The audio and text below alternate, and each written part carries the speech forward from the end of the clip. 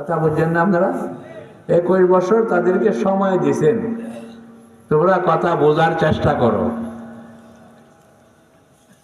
হিজরতের পরে যখন সাহাবায়ে কেরাম মদিনায় ফিরে গেছেন, তাদের সাথে চুক্তি হয়েছে, সেই অল্প সময়ের ভিতরে তাদের বিশাল পরিবর্তন আসা গেছে, যে মুসলমানদের আমল দেখিয়া দেখিয়া কাফিররা মুসলমান হইতে শুরু করেছে।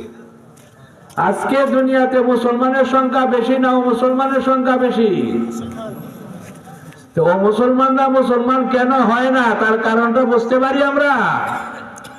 আপনারা বলেন শুনি, আজকে মুসলমানের সংখ্যা বেশি কেন?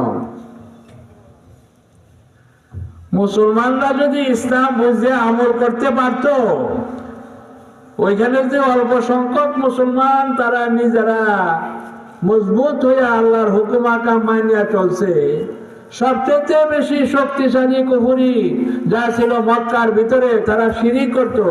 360টা বুত মক্কার আল্লাহর ঘরের ভিতরে তারা স্থাপন করছে। সেই সমস্ত শক্তিগুলো যদি অল্প কিছু সংখ্যক লোকের মেহনতের কারণে পরিবর্তন হইতে পারে, তা আমরা যারা আছি 200 কোটি মুসলমান, আমরা যদি মুসলমান হয়ে যাই, তা আজকে দুনিয়াটা পরিবর্তন হইতে পারে না? তো অপরাজিত আমরা যারা বসছি এখানে ওয়াজ মাহফিলে, আমরা কিন্তু ইসলামের কথাটা বুঝি না।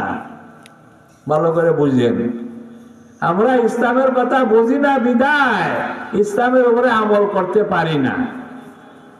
তাই একটু আপনারা দলিল দেন, সব কথা আমরা কওয়ার তো দরকার নাই। ছোট বাচ্চারা, ছোট পোলা মানে যে কথা